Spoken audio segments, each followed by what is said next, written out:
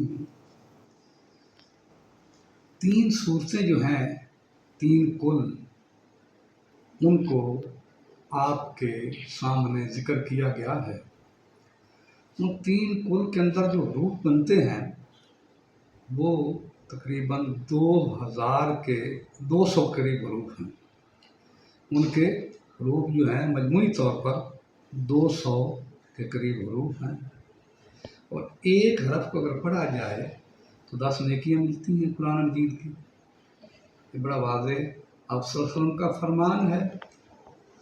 تو 200 حروف جو 3 کل شریف کی تلاوت کرے گا، رب کائنات اس کے نامہ اعمال کے اندر 2000 نیکیاں درج فرمائے گا، 2000 کبیرہ گناہ معاف فرمائے گا ان کے پڑھنے کے صدقے، اور 2000 جنت الفردوس کے اندر درجات کو بلند فرمائے گا۔ اور ایک روایت یہ بھی ہے کہ صرف سورہ اخلاص جو ہے یہ 3 مرتبہ پڑھی جائے تو پورے قرآن مجید کا ثواب مل جاتا ہے۔ ایمان والوں، کتنی اجر کی بات ہے کہ سورہ اخلاص جو انسان پڑھے 3 مرتبہ، وہ اتنا وقت نہیں لگتا، اتنا ٹائم نہیں لگتا، اس کو پورے قرآن مجید کے پڑھنے کا ثواب مل جائے گا۔ اور ایک روایت یہ بھی آتی ہے کہ سورۃ تبت یدا ابی لہب، یہ بھی جو شخص 3 مرتبہ پڑھ لے گا تو رب کائنات اس کے نامہ اعمال کے اندر ایک قرآن بھی پورے قرآن پڑھنے کا ثواب درج عنایت فرمائے گا، درج کر دے گا، ثواب درج کرے گا۔ ایک مرتبہ سورہ تبت یدا پڑھی، پھر دوسری مرتبہ پڑھی، پھر تیسری مرتبہ پڑھی، 3 مرتبہ پڑھنے سے ایک مرتبہ پڑھنا ایسے جیسے 10 سپارے اس نے پڑھ دیے، دوسری مرتبہ پڑھا تو 20 سپارے مکمل ہو گئے، تیسری مرتبہ اس نے اگر اس کی تلاوت کی تو پورے 30 کے 30 سپاروں کا پورے قرآن مجید کے پڑھنے کا اس کو ثواب حاصل ہو جائے گا۔ تو آخری جو کل ہیں وہ ہے جادو کا علاج۔ سورۃ تبت یدا ابی لہب جو ہے یہ ہے ظالم حکمران سے چھٹکارے کا علاج۔ آج کل کے جو حالات ہیں، جو بھی ہو رہا ہے، اندھا دھند خون جو ہے اس کو گرایا جا رہا ہے، خون بہایا جا رہا ہے، ظالم ظلم کی انتہا کو پہنچ گئے ہیں، ظالم حاکم ہیں، نہ شرم ہے نہ حیا ہے، اس سے عاری ہیں وہ لوگ۔ ان کے لیے میں ان مظلوم لوگوں کے لیے ایک بڑا عظیم وظیفہ ان کو بتا رہا ہوں۔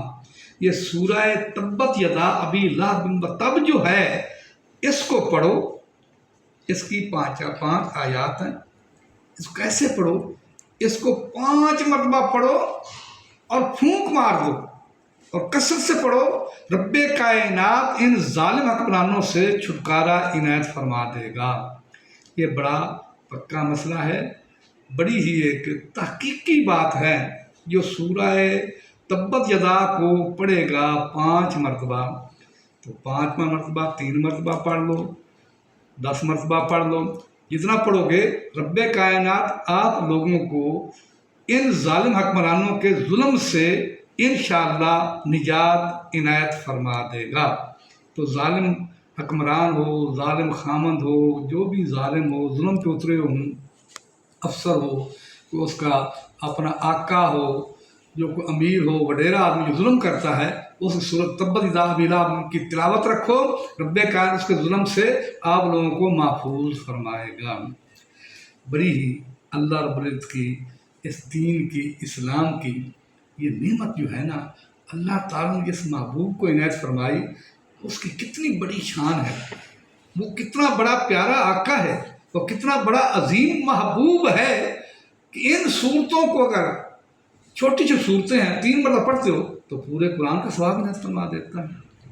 یہ دین اتنا عظیم ہے جو تمام نیکیوں کو، تمام برائیوں کو یہ مٹا دیتا ہے اور نامہ اعمال کو جنت الفردوس سے بھر دیتا ہے۔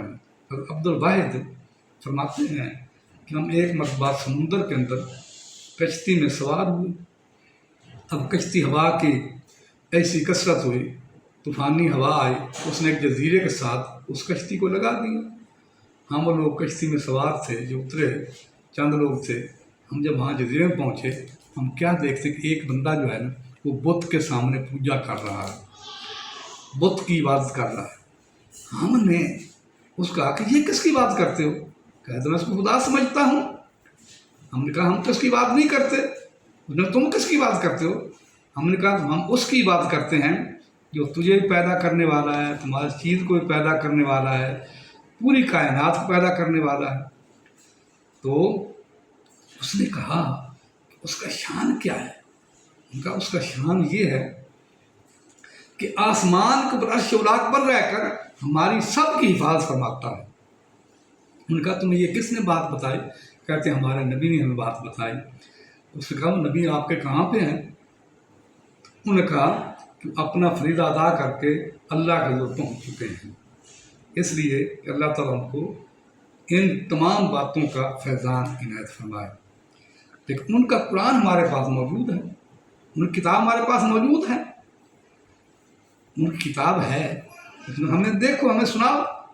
अब अब्दुल वाहिद कहते हैं मैंने कुरान मजीद की एक सूरत को पढ़ना शुरू किया, यूँ ही मैंने पढ़ना शुरू किया, उसने ज़ालो कतार होना शुरू कर दिया। मेरी सूरत ख़त्म होते वक़्त तक वो रोता ही रहा, कहने लगा इस कलाम इतना सच्चा कलाम है, साहिब कलाम जो इससे भी ज़्यादा सच्चा होगा वो इस लायक है कि उसकी इबादत की जाए, उसके ऊपर ईमान लाया जाए। लिहाजा मुझे कलमा पढ़ाकर मुसलमान कर दो। उन्होंने पढ़ाया ला इलाहा इल्लल्लाह मुहम्मदुर रसूलुल्लाह। जब हम चलने लगे तो कहने लगा हमें भी अपने साथ ले चलो, मैं भी आपके साथ जाना चाहता हूँ। फरमाते अब्दुल भाई जब हम अपने वापस वतन में पहुँचे तो हमने लोगों को कहा कि ये न्यू मुस्लिम है, इसके कुछ खाने पीने का, रोज़ी रोटी का इंतज़ाम करो। जब दिनार हमने इकट्ठे किए उसको देने लगे तो कहा ये क्या है? उसने कहा, हमने कहा कि ये तुम्हारा खर्चा है रोटी पानी का। तो वो कहता है कि जो खुदा, जो रब अर्श-ओ-ला पर रहकर हिफाजत करता है वो बड़ा रोटी रोज़ी नहीं देगा। मैं जिसकी पूजा करता था वो साल भी नहीं था, मुझे उसने महरूम नहीं रखा, बावजूद दुश्मन होने के, अब कब मालूम करेगा? मुझे इसकी ज़रूरत नहीं है। चुनांचे 3 दिन गुजरे तो मैंने ख्वाब में देखा, अब्दुल भाई फरमाते हैं एक बहुत बड़ा महल है, उसमें एक बड़ी खूबसूरत नौजवान लड़की बैठी है, सर पे ताज है, बार बार कहती है कि जल्दी आ जाओ, जल्दी पहुंच जाओ, जल्दी पहुंच जाओ। अल्लाह अकबर। मैं उठा तो मैंने क्या देखा कि ये कैसी ख्वाब आ गई मुझे। अब कहते हैं कि मैंने सुना 3 दिन के बाद कि उसकी हालत जो है वो नाजुक है, हत्ता कि क्या हुआ उसका विसाल हो गया।